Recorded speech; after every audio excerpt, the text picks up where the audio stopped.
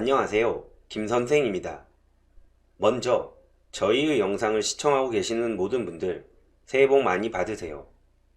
지난해 말 정시 모집 상담으로 인해 영상을 이제야 올립니다. 앞으로는 정해진 날짜에 업로딩할 것을 약속드립니다. 지난번 영상에서는 시기별 주요 사항에 대한 내용이었습니다. 앞으로의 일정을 파악하고 그에 따른 주요 사항들을 숙지하셨나요? 오늘부터 몇 회에 걸쳐 주요 대학의 2021학년도 입시 사항들을 정리하려고 합니다. 첫 번째로 서울대학교의 전형 계획을 바탕으로 주요 사항들을 정리해 보겠습니다. 서울대학교는 서울대를 지망하는 학생들 뿐만 아니라 다른 대학에 지원하는 학생들에게도 영향을 줍니다. 다른 대학이 서울대학교의 영향을 연쇄적으로 받기 때문입니다. 따라서 서울대 입시를 아는 것은 매우 중요하다고 할 수 있습니다.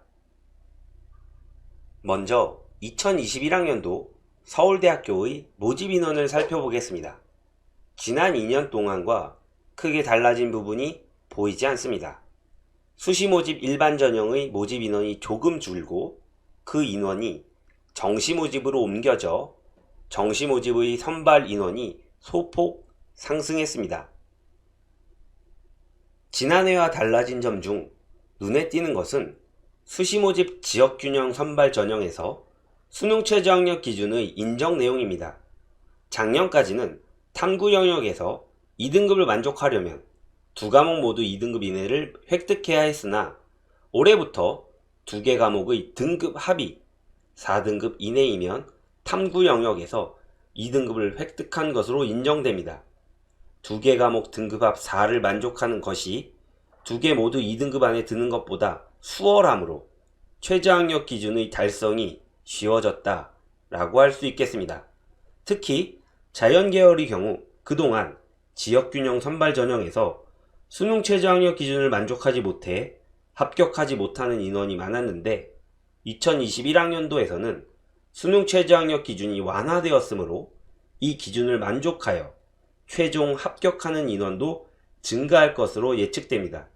또한 이로 인해 정시 모집으로 이월되는 인원이 그만큼 줄어들 것으로 예상됩니다. 그동안은 특히 수능 최저학력 기준을 만족하지 못하는 학생들이 비교적 많은 자연계열 일부 비인기학과의 정시 2월 인원이 많았기 때문입니다. 다음으로 서울대학교의 전형에 대해 간단하게 살펴보겠습니다. 아시는 바와 같이 서울대는 수시 모집은 오직 학생부 종합 전형이, 정시 모집은 수능 전형만 존재합니다. 올해도 마찬가지로 변화가 전혀 없다고 할 수 있습니다. 먼저 지역균형 선발 전형을 자세히 살펴보겠습니다. 지역균형 선발 전형은 전형 명칭 그대로 지역적으로 고르게 선발하겠다는 취지를 가지고 있습니다. 전국의 1700여 개 고등학교에서 지역에 치우침 없이 균형적으로 선발하겠다는 것입니다. 따라서 전국의 고등학교에서 학교장의 추천을 받아야 지원이 가능합니다. 지원의 기준이 따로 정해진 것은 아니지만 보통 계열별로 한 명씩을 추천하는 것이 일반적이며 내신 성적이 추천의 주요 기준이 되는 경우가 많습니다. 즉, 내신 성적상 전교 1등들에게 계열별로 한 장씩의 추천권을 사용한다는 것입니다. 이와 같은 이유로 보통 지역균형 선발 전형에 지원하는 학생들은 예외도 있지만 교과 성적이 매우 우수합니다. 대략 1등급 초반의 내신 성적을 가지고 있으며 교내대 수상 다수 및 학과 담당 선생님들께서 기재하시는 세특사항이 잘 되어 있는 경우가 많습니다. 전형 방법은 학생부, 자소서 등의 서류가 70%의 비중을 차지합니다. 각각의 비율은 따로 정해져 있는 것은 아니기 때문에 종합적으로 학생들의 상황을 살펴본다고 이해하시는 것이 좋겠습니다. 면접의 경우 보통 서류의 확인이 주가 됩니다. 학생부에 기재된 내용이 사실인지 허위인지를 가려내는 것이라고 보면 됩니다. 예를 들어 영어를 잘한다는 것이 학생부 및 자소서에 자주 기재되어 있으면 그것이 질문의 하나가 될 수 있습니다. 실제로 영어로 자기소개를 시켜본다거나 현재 이슈들을 영어로 대답하게 할 수 있다는 것입니다. 이때 영어로 자기소개나 어떤 주장들을 제대로 해내지 못하면 치명적인 약점이 될 수 있습니다. 학생이 가지고 있는 학생부의 내용에 대한 신뢰도가 하락한다는 것입니다. 따라서 지역균형 면접을 준비하는 학생들은 본인의 서류, 즉 학생부 및 자기소개서에 기재된 내용을 꼼꼼히 확인하는 작업이 이루어져야 하겠습니다. 이러한 서류 및 면접 평가와 더불어 수능은 최저학력 기준으로 사용됩니다. 아무래도 지역균형 선발 전형이 교과적 성격이 강하므로 수능 성적으로 학업 능력을 대략 점검해 본다는 뜻으로 이해하시면 좋겠습니다. 다음으로 살펴볼 전형은 수시 모집 일반 전형입니다. 지역균형 선발 전형과의 차이는 지원 자격이 특별히 없다는 것과 면접은 서류 통과자에 한해 실시된다는 점, 면접의 질문이 학업 능력을 직접 파악할 수 있도록 교과적인 성격을 띈다는 점이 있습니다. 또한 수능 최저학력 기준이 없다는 것도 지역균형 선발 전형과 다른 점이라고 할 수 있겠습니다. 그야말로 전형적인 순수 학생부 종합전형이라고 이해하면 되겠습니다.